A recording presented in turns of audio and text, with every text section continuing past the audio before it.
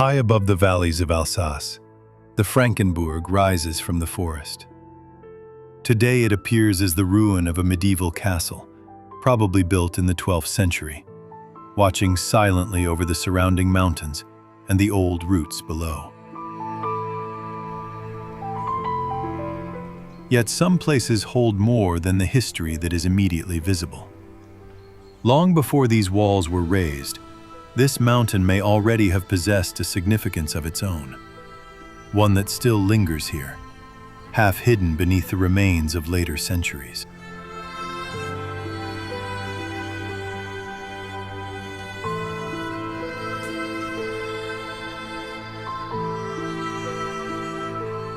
Before the castle is reached, the mountain offers its first subtle signs. The sense slowly arises that this height was not shaped by one period alone.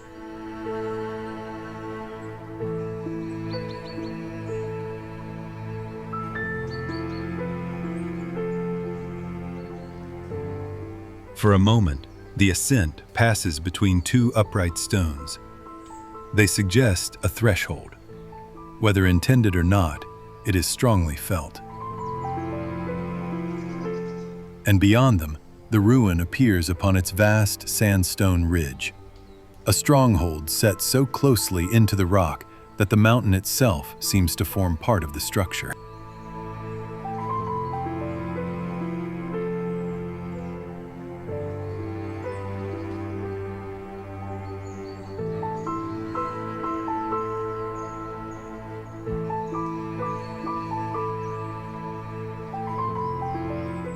Before the ruined walls themselves are entered, more stone blocks appear, massive, angular, and strangely suggestive of former order. It is difficult to say whether these belong to the castle, or whether they may once have come from an earlier structure later absorbed into the site. Already, the line between the medieval fortress and older remains begins to blur.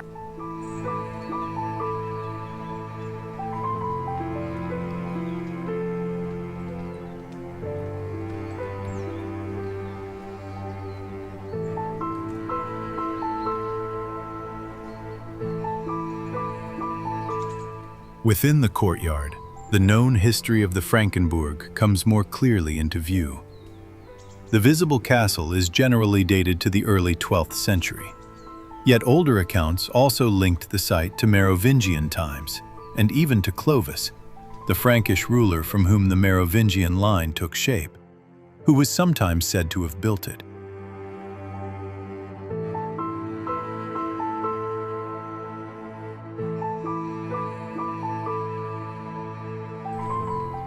Within these ruined walls, the Frankenbourg still appears most clearly in its medieval form. The courtyard, the tower, and the surviving masonry preserve the outline of a place once inhabited, maintained, and defended. From here, the strategic appeal of the site becomes unmistakable.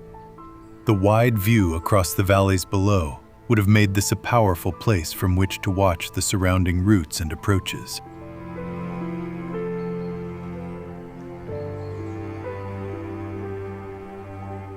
And yet, such places were not always chosen for practical reasons alone.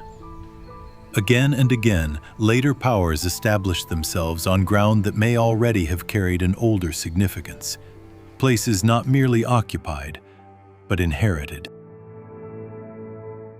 And indeed, the mountain holds more than the castle alone. As the slope comes slowly into view, another structure begins to emerge beneath the ruin. Less visible at first, almost hidden within the forested flank of the hill. Only gradually does it reveal itself as an older wall, more massive in character than the castle's own masonry, and far more difficult to explain.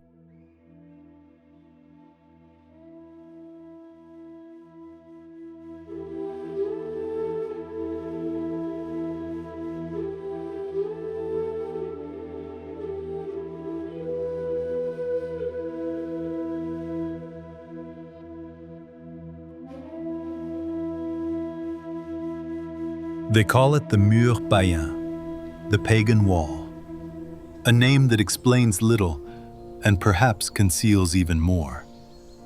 For whatever this structure once was, its meaning had already grown uncertain long before our own time.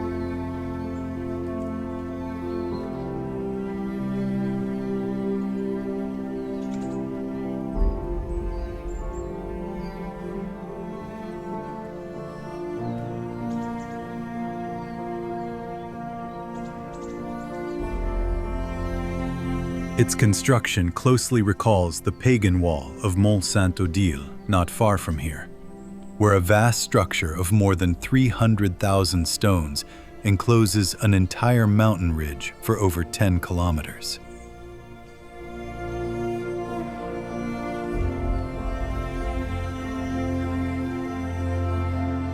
The wall can still be followed for around 120 meters along the slope, suggesting that it too was once no isolated fragment, but part of a much larger enclosure that extended across the full spur of the mountain.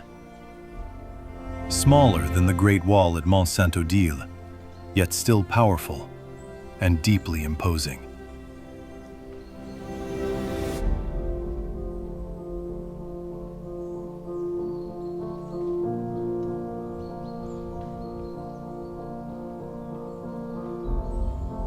In the best preserved sections, the resemblance becomes unmistakable. The great sandstone blocks still carry the same distinctive dovetail cuttings seen at Mont Sainte-Odile, clear signs of a joining system, even if the exact material once fitted into them remains unknown.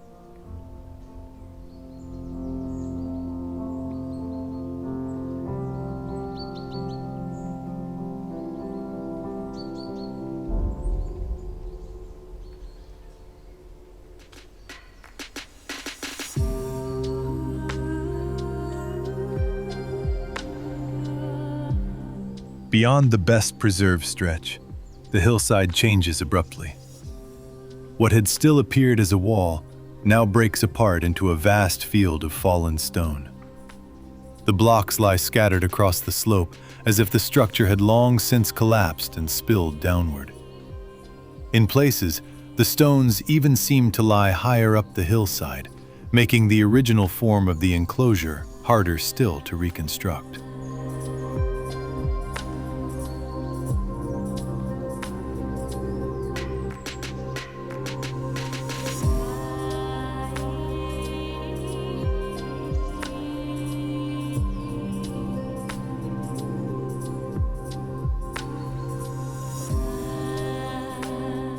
Its origin, too, remains uncertain. Some would place such a monument in the Iron Age, among the fortified heights of Celtic Europe. Others have argued for a Roman date, while older accounts linked the site to Merovingian times.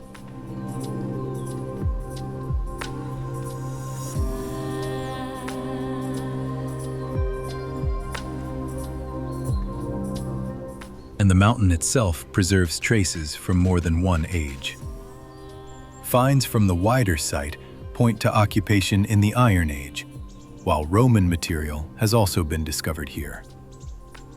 So perhaps the wall belongs neither to one simple answer, nor to one single moment in time, but to a place that was used, reworked, and reinterpreted across centuries, or even millennia.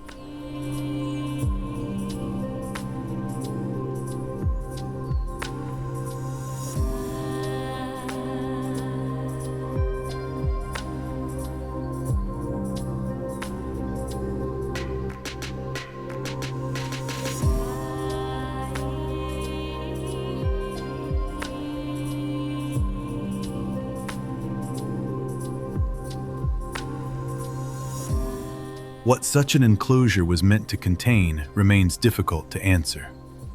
A defensive work, perhaps. And yet structures like this do not always seem shaped by military logic alone. At Mont Sainte-Odile, too, the great Pagan Wall has often seemed to exceed any simple defensive purpose.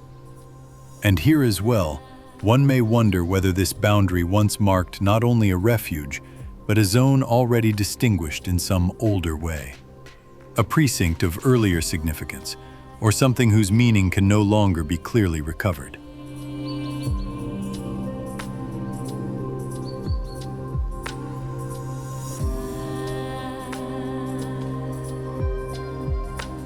Some places resist explanation. They remain suggestive, without yielding a final answer, as though what mattered here belonged less to certainty than to the impressions left behind.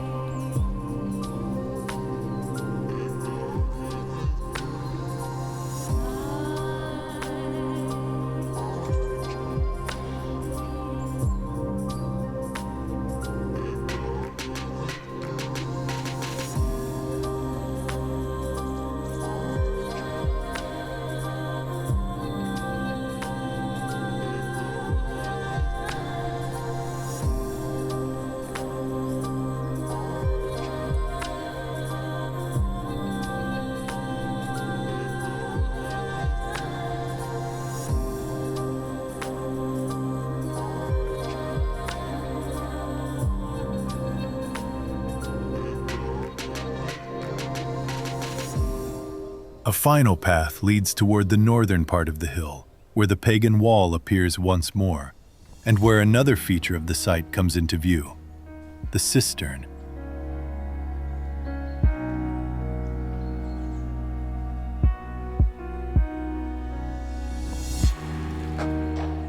Little remains of the cistern today, beyond a dry and overgrown stone enclosure. Yet even this faint survival suggests that the hilltop was not only marked out, but actively used.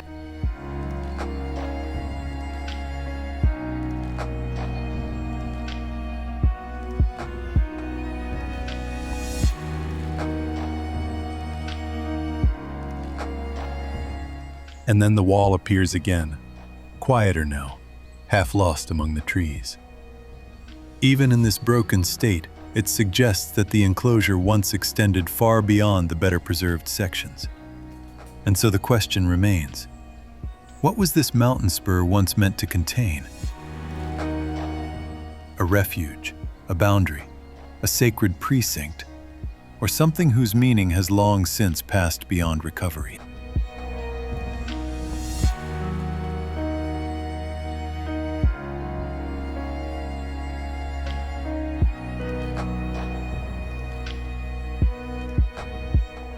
And so the Frankenbourg leaves behind more than the memory of a medieval ruin. Above, the castle still crowns the height. But below it, the older stones suggest a deeper story. One not entirely lost, only no longer fully understood.